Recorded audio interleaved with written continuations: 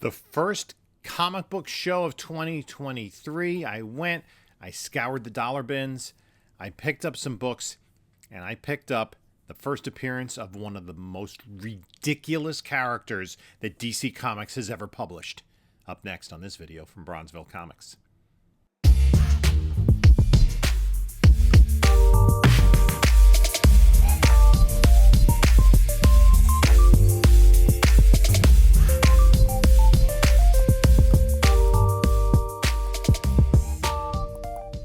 Hey there, comic book community. This is Jim from Bronzeville Comics coming to you with another video. And before we get started, please like, comment, subscribe. We're almost at 3,500 subscribers, and I still have to figure out what the 3,500 subscriber giveaway is going to be. What we're probably going to do is look at videos that I posted in the month of December. Look at the one that has the fewest views. We'll do the giveaway then. I'll let you know as soon as I figure out the giveaway. And then we'll be starting to talk about the 4,000 subscriber giveaway. You're just maybe 20 subs away from 3,500. So today I went to my first show of the year. It was the Clifton Show in Clifton, New Jersey, which occurs pretty much every month. I did miss the December one, but I went out to this one, and the location was different than it usually is because the normal location, the town of Clifton, is using as a warming center for the winter months. So they had an alternate location they're going to be in until it gets warm. And the layout was really nice. I think most of the vendors that I spoke with were happy with the new facility. And there were some deals to be had. The usual cast of characters were out there. And so one of the first people I ran into that I got books from was Streetside Anthony. And Streetside gave me a tremendous deal on this pile of books. Kind of a combination of PC books and maybe a little bit of speculation books. Upgrade. So I picked this up. It's Batman and Robin Adventures number 3 with a DC Universe logo. It does have some... there's a little bit of dirt on it, I think that is. I don't think that's part of the artwork. See if that can get cleaned up. And see, I don't know if it's a 9.8 candidate. I kind of doubt it. I picked up this 1970s All-Star Comics 73. Just looking for an upgrade to the PC. Then I couldn't pass this up. I'm kind of low-key working on this Silver Age run when I come across them, and it's Green Lantern number 41, an Early Star Sapphire appearance. It does have a detached cover, but I figure it looks great. Figure at the very least a placeholder in the PC. And I've kind of gotten to the point where I was trying to slim down my collection, but now I'm like, oh, I want to get every issue of that. So the DC Special series, there are a bunch of these of different genres, superheroes, war, horror, Western, etc. This one, Three Musketeers and Robin Hood. I'm going to imagine these are stories perhaps from the early Brave and the Bold issues in the late Gold, early Silver Age. Then I picked up these two books, issues 4 and 5 of Creeper, Beware the Creeper. And this is not the ridiculous character I'm speaking of. Steve Ditko creation. This is a really short run. I think it's a 6-issue run. I already have issue 1. Spec book. Secret War number 1. This is a high grade copy. This is the first appearance of Quake, who we saw in the Agents of S.H.I.E.L.D. TV series. Could be coming back to the MCU. This was a book I didn't have from the original run. Dark Horse Presents.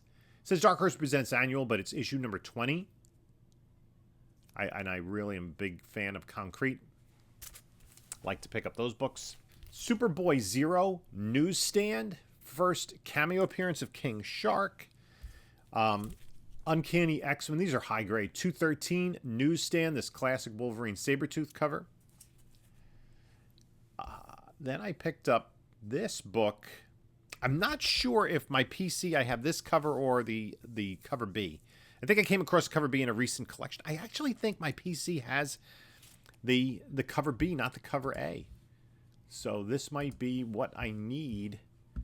I need this because I remember reading this book recently, and I think it was the cover B, which is not as sought after. No.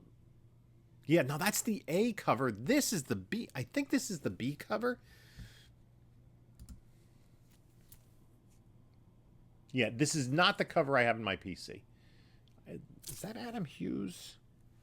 I don't think so, because he would have autographed it. But gorgeous cover, very sought out after nonetheless. I don't think it's a ratio variant. I just think it's cover B. And then there's a book I've been looking at recently. This is a book that spiked tremendously in the comic boom because it went along with how the storyline was unfolding in the comics and the fact that there was news of a TV series that did materialize but did not last. And that book went way up and it's come crashing way down. And that's Naomi #1. Right?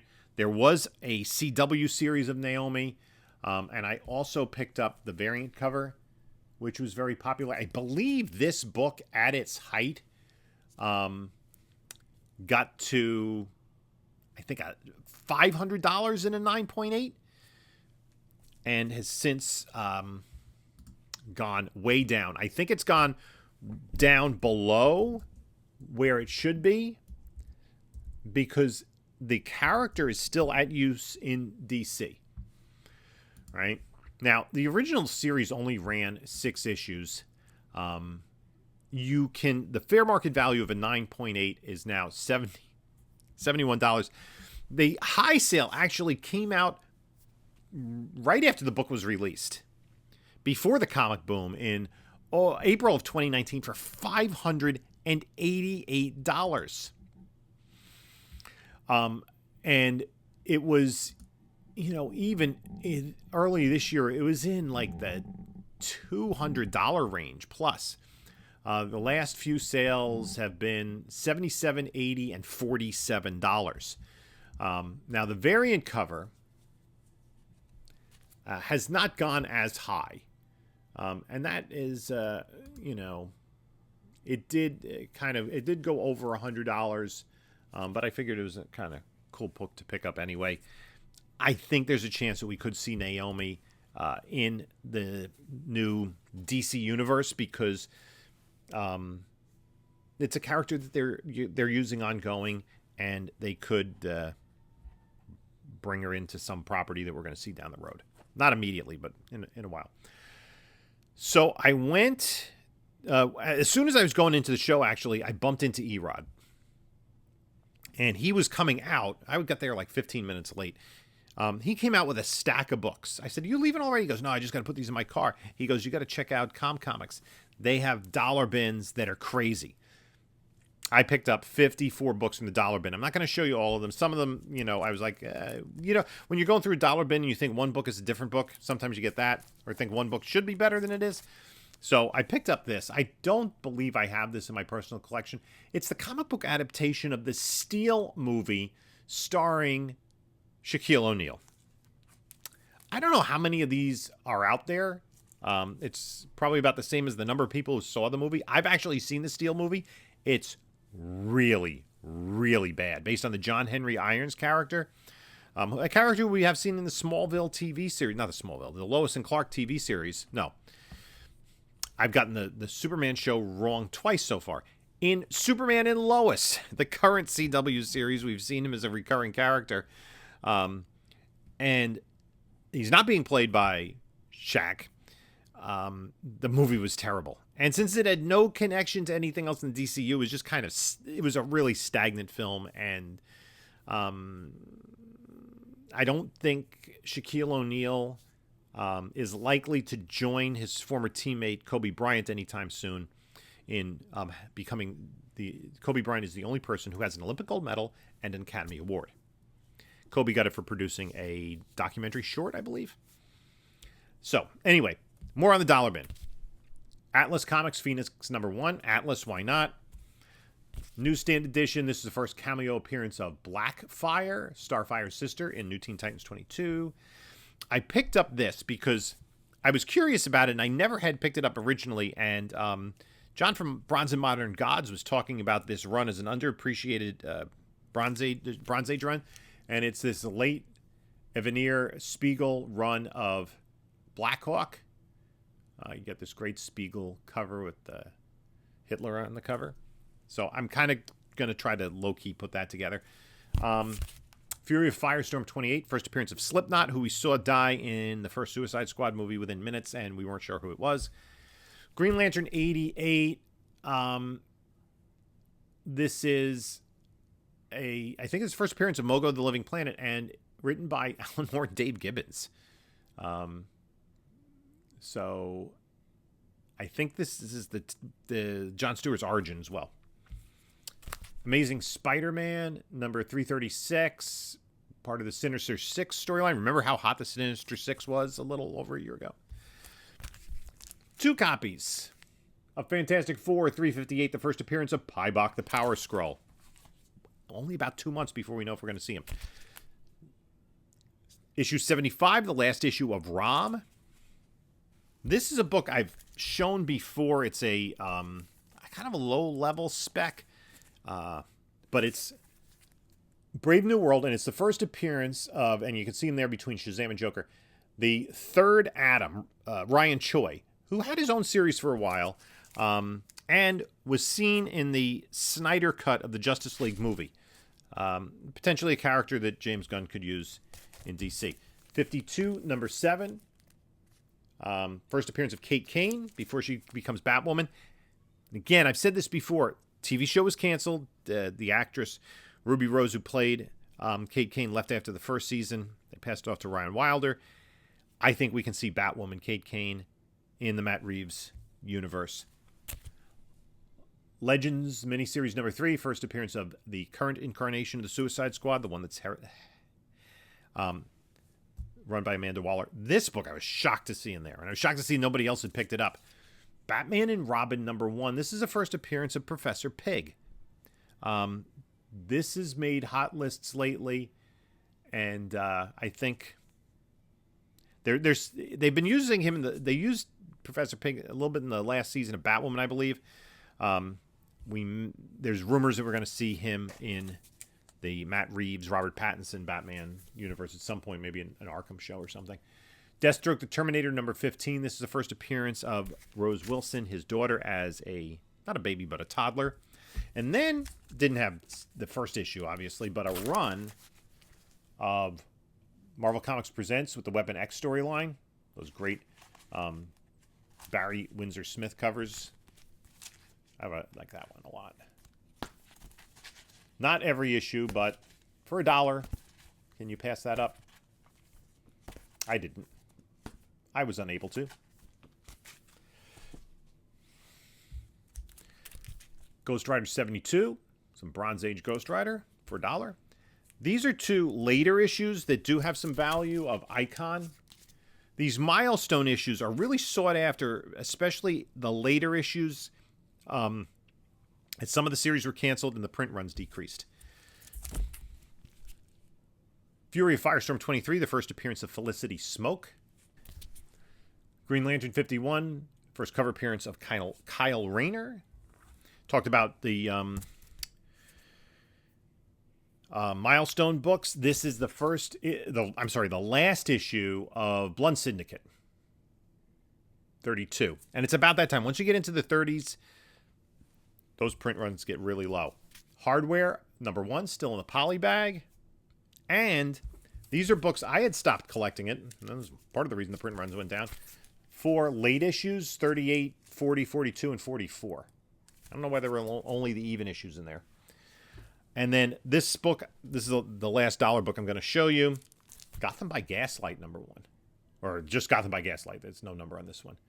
This Mike Mignola Elseworld story. This is really the first Elseworld story, and it predates the Elseworlds notation. Then I picked up from some other vendors. I got this Adventure Comics, just trying to check another box in working on the run. 325. Superboy and Supergirl being, I guess, sent to the Phantom Zone by Lex Luthor. And then I picked this book up, and it's strange. and I still got it. The price was right. Batman 108. I got it for a little bit less than the sticker price. It is missing the bottom staple, but I'm not sure why. There's no noticeable paper damage on the cover or the interior wraps at where the bottom staple would be. There's no evidence of rust at that bottom staple, but there are holes. Sometimes you'll get books that were manufactured with only one staple, and there won't be evidence that there was ever a staple there because of holes. I believe if I sent this is probably about a 5, maybe a little bit better if it had the staple. If I send it into CGC, this is going into the PC. If I can get a 10-cent Batman for 1950s Batman for under $100 in nice shape, Batman Jones is on the case. I'll take it. Potentially, I guess what I could maybe do is get another book from the era, another DC book like Adventures of Bob Hope or something, and replace the staple. And then I'm going to talk about, I did say I got one of the most ridiculous characters that DC has ever published, and a lot of people are speculating on what James Gunn might do. And it seems as though most of that speculation is going towards, in one direction, towards the ridiculous, towards the oddball characters. And we did see that in Suicide Squad. Ratcatcher, Polka Dot Man, all the characters that showed up at the beginning, Arm Fall Off Boy and Javelin, Mongal, etc. And, even characters that have been referenced in the Peacemaker show, like Matter Eater Lad, Batmite, and Dollman, were all referenced. I don't think you get more ridiculous than Brother Power the Geek. Here is the real-life scene of the dangers in hippie land. And this is, I have not read this book yet. For right now, this is going in the personal collection. I'm a DC collector, and I'm gonna collect DC books, and this is one of them. It was only a series that only ran 2 issues. From what I can determine, this is what, it came out, I guess, in 1968. This is kind of what middle-aged, guys thought that the counterculture revolution was about in the late 1960s. Now, there was, every once in a while, just to keep the trademark, they will publish something with Brother Power the Geek. There was a story, January 2010 book, Brave and the Bold, Volume 3, number 29, Batman and Brother Power the Geek, written by J. Michael Straczynski with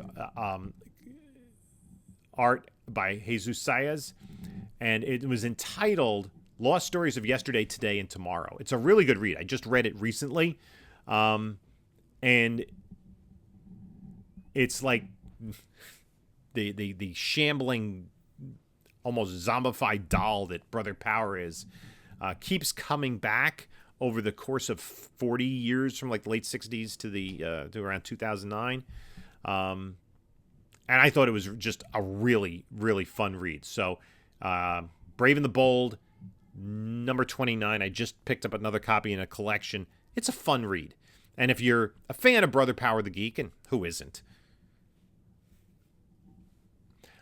it is worth the read, because it's kind of a reshaping of the character. I'm actually looking forward. This is pretty high grade. This is probably in the VF range. I'm actually looking forward to reading this story and seeing exactly how ridiculous it is. I don't know. I'm going to check this out. So let's take a look at. I just want to see who the creative team was. It was definitely 2 middle-aged guys.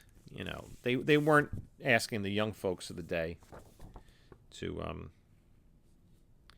write this. It's in pretty nice shape. I don't know if I press this. It's artist and writer Joe Simon. That is crazy. And, yeah, it was just 2 issues. This was a few years before the Green Team. Yeah. There's poor Brother Power there. Orange turtleneck, and I don't remember what he was, like a mannequin or something. A doll. The Thing is Born. Yeah, Brother Power the Geek is one of the crazier things. They dressed up put clothes on a dummy in a tailor shop. Some hippies did. And then there was lightning hit him and brought him to life. Makes complete sense. So, you heard it here first. Brother Power the Geek spec, Let It Begin. I kind of always had, I've always known about this book since I was a kid. And it was one of those books, since it only ran for 2 issues, was a curiosity, obviously. And so when I saw it there and the price was right and the dealer worked with me a little bit, I'm like, yeah, I got to bring that one home. It makes complete sense. And I am not at all, I'm not at all sorry that I made that purchase. So that was my haul from the Clifton Show. In the comments below, let me know what you think. Let me know if you know anything about Brother Power the Geek. And again, see if you can get a hold of that Brave and the Bold story. It's actually a really great story, even if you don't know anything about the character. And knowing kind of that its ridiculous origins helps a little bit. So, in the meantime, you can take a look at a couple of my other videos here. And this is Jim saying until next time, enjoy your comics.